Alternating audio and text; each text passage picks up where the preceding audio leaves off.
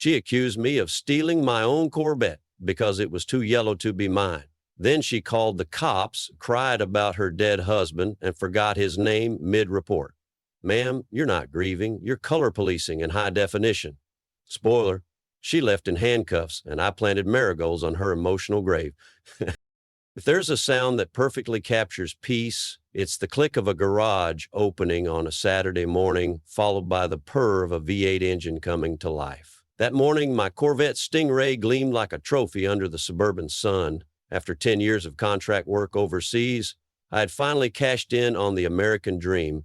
A 3-bedroom house in Willow Heights, a pristine lawn, and a machine that looked like it could outrun God's judgment. I had only been living there a week, and it already felt too quiet, like the calm before H. Helstever's chaos.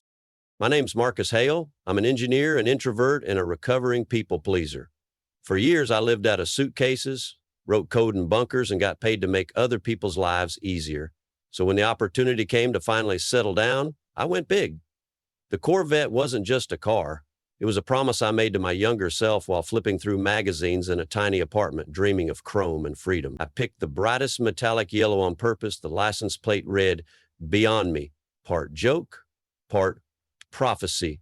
What I didn't know then was that my new neighbor would read that plate as a personal challenge. That first morning, I backed out of my driveway just to admire how the car looked in natural light. That's when I saw her. Arms crossed, lips pursed, posture tight like someone had zip-tied her soul. She was standing halfway down her porch across the street, wearing a crisp, beige tracksuit and sunglasses the size of her HOA authority. She didn't say anything. She just stared at my car the way a mall cop stares at teenagers near a Cinnabon. No nod, no welcome to the neighborhood, just pure, unfiltered HOA disdain. She stared at my Corvette like it had parked itself there to insult her personally.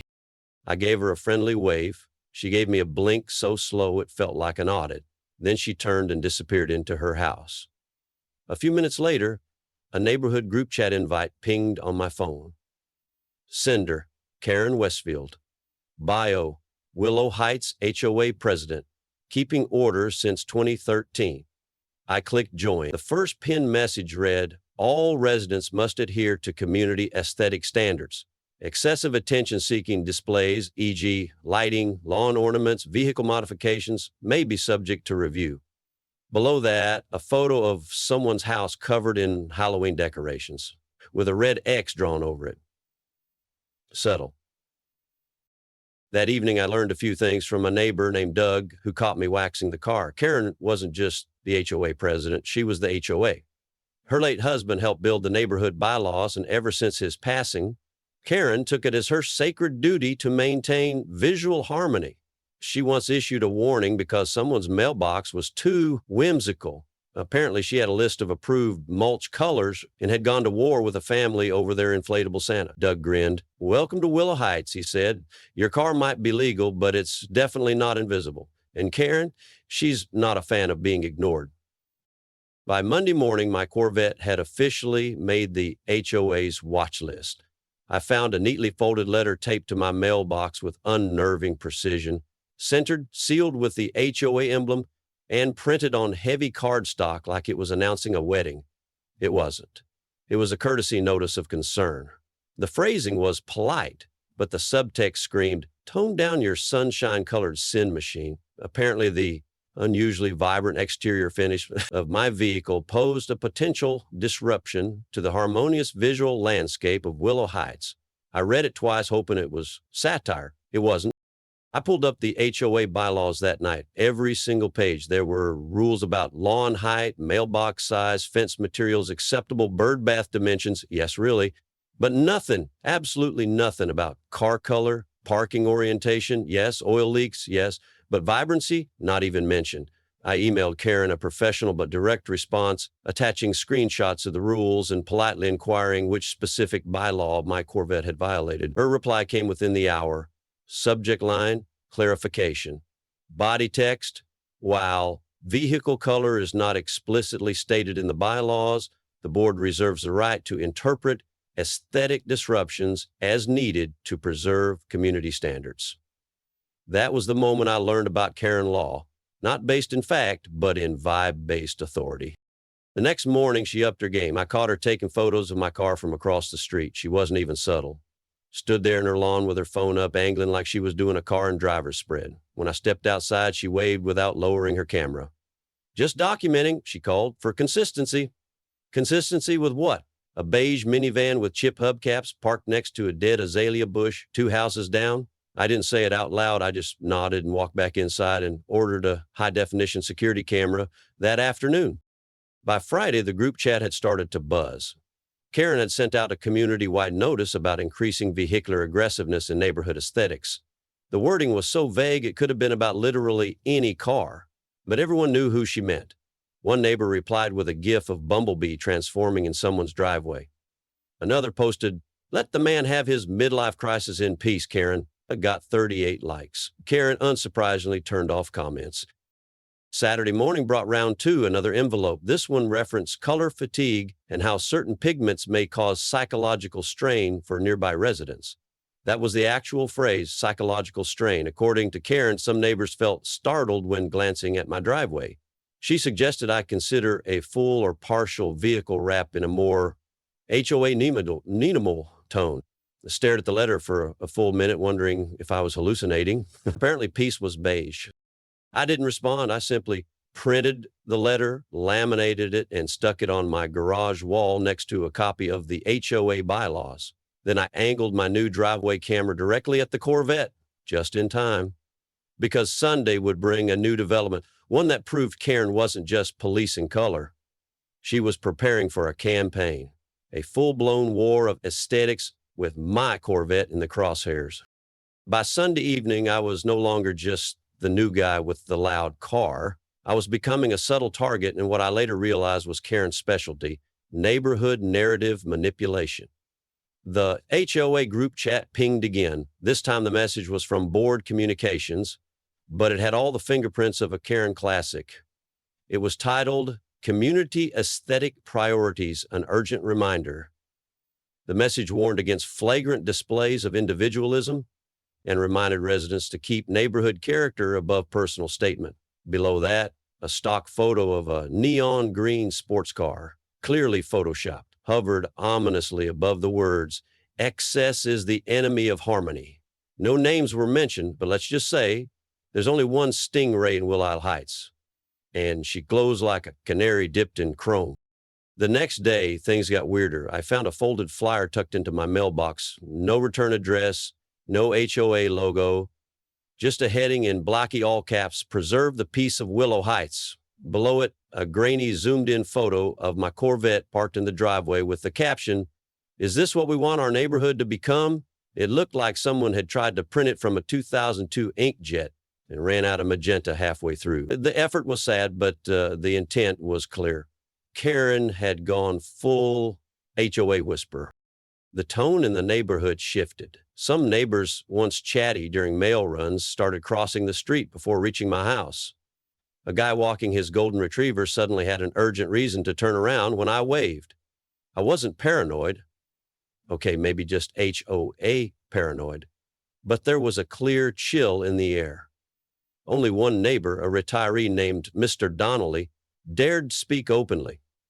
"She did this to the couple with the solar panels, too," he muttered while watering his roses. "So the glare made her migraines worse." Then he winked and added, "My guess is you're next on her HOA hit list." I figured if I was going to be a target, I might as well collect evidence. I upgraded my driveway security cam to a 4K model with night vision, wide-angle lens, and motion alerts. Within 2 days, it paid off. I caught Karen walking her dog, if you can call dragging a Pomeranian on a rope a walk, stopping at my driveway, snapping 3 separate photos of my car, then pretending to check her phone like she wasn't just building a case file. She snapped more pictures of my Corvette than my own mom ever did. I saved the footage, time-stamped and labeled it Karen Surveillance Vault 1, and uploaded it to a cloud folder just in case. If she wanted to play games, I had receipts. Still, I wasn't expecting what came next. A sudden HOA board proposal for an emergency bylaw revision citing increased resident discomfort tied to vehicular aesthetics.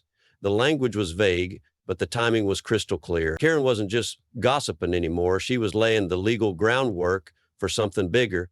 and I had a feeling my stingray was just the beginning. By the following Tuesday, the HOA inbox delivered its next love letter. Subject, urgent notice, vehicle maintenance violation. The email included an attached PDF titled Fluid Risk Alert, which sounded more like a workplace hazard than a neighborly concern. Inside was a blurry photo, my Corvette in the driveway, with what appeared to be a dark patch beneath the front bumper. Karen claimed it was evidence of a leak, possibly transmission fluid, posing a potential environmental and community safety concern. She even bolded that last part. I wasn't even annoyed. I was impressed by the dedication to petty. I walked outside, checked the spot, perfectly dry. Then I pulled footage from the driveway cam. At 6:17 AMEs that morning, Karen's gardener had watered her lawn. The spray had misted onto my driveway. That was the leak. I screenshotted the entire event, circled the gardener with red arrows, and sent it in a group reply to the board. Subject, fluid risk debunked. No response, just silence, and one passive-aggressive thumbs-up emoji from Karen 15 minutes later. Not long after that, a printed notice went out to all residents. An emergency HOA meeting had been scheduled to discuss vehicular decorum and community aesthetics. Translation, Karen was launching a formal effort to ban cars like mine, likely under some creatively worded pretext. I attended the meeting out of sheer curiosity. The turnout was decent, and the energy somewhere between book club and blood sport. Karen stood at the front with a slideshow labeled Preserving the Spirit of Willow Heights. Slide 2 featured my Corvette, not a similar car, my car, blown up on a projector like it had committed a felony. She argued that certain vehicles introduced chaos to visual harmony and cited surveys that likely only existed inside her head. She even tried to reference a study about color psychology, claiming that bold hues raise blood pressure in sensitive individuals. I raised my hand. Karen, are you suggesting that my car is a health hazard? She smiled sweetly. Not directly, Marcus, but wouldn't you agree that peace has a palate? The room let out a collective exhale, the sound of neighbors realizing this meeting had gone off the rails. The motion failed, barely. That night, I reviewed the camera footage again out of habit at 11:42 p.m. Motion alert. I fast-forwarded. There she was. Karen in a beige windbreaker and flip-flops, slowly pulling her SUV up alongside my driveway. She turned her wheel, rolled forward, and gently tapped the rear quarter panel of my Corvette. Then she stepped out, crouched down, and took a picture of the barely there contact point. She looked around, then walked back to her car and drove away like she was returning from a covert op. I rewound and rewatched 3 times. No damage, no incident, just pure HOA theater. I didn't report it, not yet. Instead, I saved the footage, labeled it Karen Bumpergate, and backed it up to multiple drives. Let her build her case. Let her escalate. This wasn't about a car anymore. This was about power, perception, and a woman so deep in her HOA persona, she'd weaponized her fender. I didn't need to fight back, not yet. I just needed to wait for her next move. And something told me it wouldn't take long. It happened on a Saturday morning, sunny, quiet, the kind of day made for grilling or ignoring emails. I was polishing the chrome on my Stingray when I noticed the crowd. Not a huge crowd, just enough neighbors to suggest something was up. Some were walking dogs, some just happened to stop at the end of their driveways. Karen stood across the street, pacing like a defense attorney, mid-seeping statement. Then she marched right over. This time, no sunglasses, no fake smile, just raw, unfiltered, HO. You think you're clever, she snapped, but that car doesn't belong to you. It's my husband's. I blinked. Your what? My late husband, she said, voice trembling with practiced grief. He had the exact same Corvette. Same model, same color, even the same custom stitching. You think repainting it and switching the plates makes it yours? She pointed like she was identifying a body. But I know that car. You stole it. You stole it when I was at my lowest. I stared at her, stunned, trying to process the plot twist she'd just pitched like a Netflix true crime doc. Karen, I said carefully, I custom ordered this car. It has my name stitched into the headrest. I've got the original dealership invoice, title, registration, VIN, you name it. Forgery, she shot back instantly. Photoshop fake docs. That car disappeared from my late husband's garage 3 months ago, right after his accident. He died heartbroken, and now you're parading around in his memory. I glanced at the neighbors. A few looked awkward. One was definitely filming. I took a step back. Karen, You don't even know my last name. It's on the plates, isn't it? She spat. Beyond me? That's exactly the kind of juvenile humor he hated. He would have never picked that. You think I can't prove this? I have pictures of him with that car. I have receipts. I have memories. Your story, I said slowly, has more holes than a slice of Swiss. Her hands shook. Her eyes were wide. She looked like a woman who had decided this delusion was her hill to die on. You want evidence? She screamed, now addressing everyone around us. You want proof? Fine. I'm calling the police. I'm reporting a theft in progress. You're not getting away with this. She stormed off in the direction of her house, muttering something about justice and betrayal. I stood there for a few seconds, absorbing what just happened. Then I walked inside, grabbed my file folder. Yes, I printed everything, and sat down on the porch with it in my lap. The neighbors began to disperse, but I could tell they weren't done watching. Karen had crossed into full-blown HOA fan fiction mode. And with the police now involved, this was no longer a game. I just didn't know that the next time they came down our street, they wouldn't be coming for me. I didn't have to wait long. About 20 minutes after her meltdown, I heard the sirens. 2 cruisers, lights spinning, rolling down the sleepy streets of Willow Heights like they were responding to a hostage situation. Karen was already on her front lawn, flapping her arms and motioning wildly as the patrol cars pulled up. She didn't just meet them halfway, she intercepted them, like she was briefing the FBI. There he is, she cried, pointing across the street at me like I had just escaped from Alcatraz. That's him. That's the man who stole my husband's car. He's been parading it in front of my home for weeks, mocking me. I have photos. I have spare keys. I have trauma. I stayed seated on my porch, file folder still in my lap. I calmly stood up as one of the officers, a woman with a professional calm I deeply appreciated, approached. Sir, we received a report of a potential vehicle theft, she said. Do you mind providing proof of ownership? Of course, I said, handing her the folder. Title, registration, insurance, purchase contracts, VIN match, and for fun, photos of the factory build process. I smiled, then nodded toward my driveway. You're welcome to verify the VIN. It's stamped on the chassis.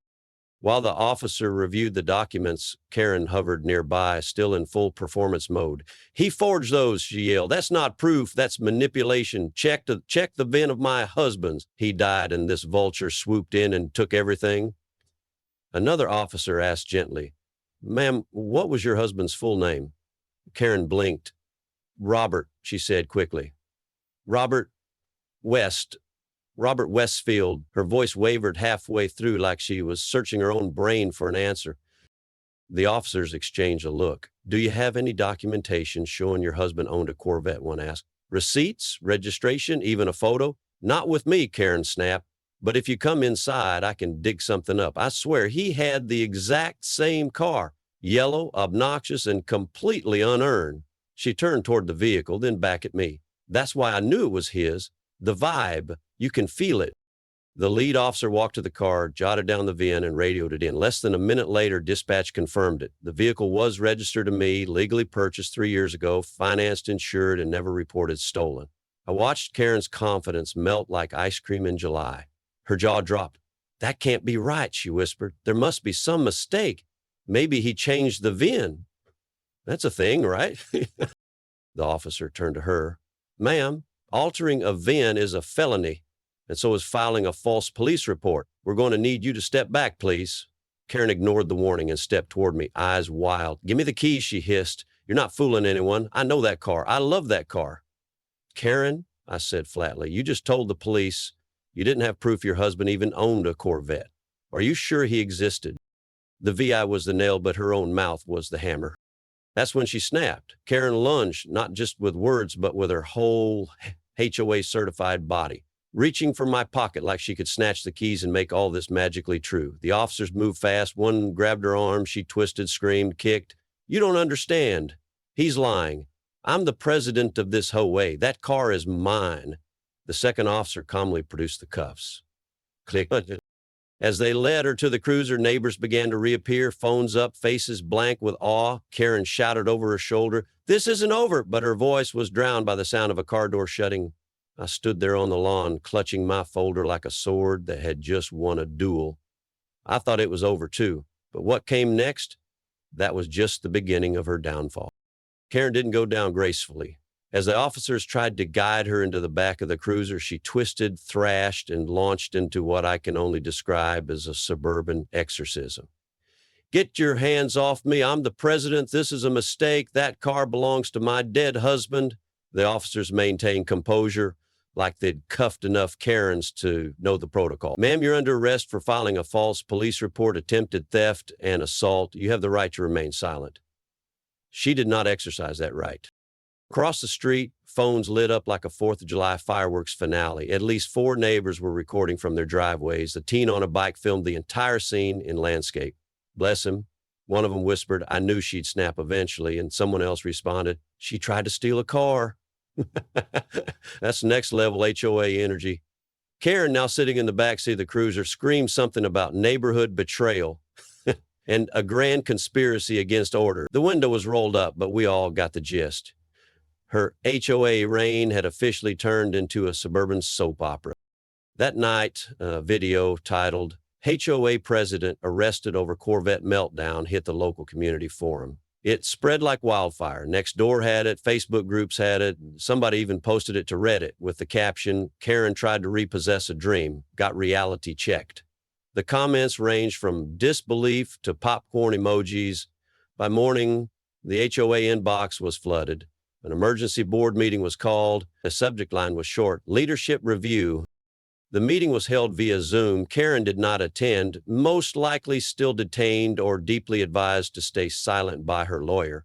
The remaining board members looked tired, confused, and more than a little embarrassed. One of them, an older man named Victor, finally said what everyone was thinking: "We can't have a president who treats property lines like battlegrounds and neighbors like suspects." A vote was held, result unanimous. Karen Westfield was officially removed as the HOA president of Willow Heights. The next morning, I stepped out to grab my paper. Yes, I still read the physical one, and was greeted by a rare sight: smiling neighbors. Doug from down the block gave me a thumbs up. The golden retriever guy finally waved back. Mr. Donnelly dropped off a homemade lemon bar tray with a note: "For the man who survived the HOA Hunger Games." I didn't laugh, but I grinned. And let me tell you, that was the first real smile I'd managed in 2 months. Turns out HOA doesn't stand for harass our automobiles. There was peace on the street again, but peace I knew was temporary in Willow Heights, especially when someone like Karen had time, bitterness, and an internet connection. And if I thought her arrest was the final chapter, I was in for a surprise, because Karen still had one last card to play. 3 weeks later, Karen's case went to municipal court. It wasn't televised, but thanks to a few well-placed neighbors and one paralegal who overshares in Zumba class, word traveled fast. She pled no contest. The sentence: 30 days probation, a $3,000 0 cents fine, mandatory counseling, and a restraining order barring her from coming within 100 feet of me or my property. That last one was poetic. Karen couldn't even hover near her former battlefield without risking a misdemeanor. Not that she was in a position to hover much anymore. Her license was suspended for resisting arrest during her driveway meltdown. By the following Monday, the sign on her real estate office disappeared. A closed for restructuring notice went up in the window. Rumor had it the company placed her on unpaid leave pending a full review. And by review, I mean they were trying to distance themselves faster than my Corvette in sport mode. I wasn't surprised. Hard to sell dreams when your name is attached to a public HOA freak, especially one with 500,000 views on Reddit, Twitter, and a few snarky TikToks featuring her screaming, "I'm the president," set to techno remixes. I didn't gloat. I didn't even post. But I did buy a shovel and some topsoil. That weekend, I cleared a small patch around the edge of my driveway and planted marigolds, bright, bold, unapologetically yellow. A neighbor noticed. "Doubling down, huh?" he chuckled. "Not quite," I said, "just finishing what she started." On Sunday afternoon, I hammered a small wooden sign into the ground. Hand-painted, black on white, no HOA logo, no subtlety, just this: "Yes, it's flashy. So is karma." People noticed. Someone left a potted cactus next to it. Someone else dropped off a tiny solar light so the sign could be seen at night. The golden retriever guy, now a regular nodder, saluted as he passed. And Doug, ever the messenger, muttered, "You know this'll make her blood pressure spike through the roof." I nodded. Good thing she can't come check. Later that week, a few neighbors stopped by with coffee and folding chairs. Someone brought cookies. Someone else offered to help repaint my porch trim. It wasn't organized, but it felt deliberate, like the neighborhood was exhaling after months of tension. There were no HOA speeches, no rules recited, just people laughing about nothing, finally choosing community over control. For the first time since I moved in, I felt sometimes the best engine is patience. Let her rev herself into ruin. I still get the occasional HOA email. They're more relaxed now. No aesthetic alerts, no anonymous complaints. The new interim president is a retired librarian named Eloise who spends more time organizing book swaps than measuring mailbox height.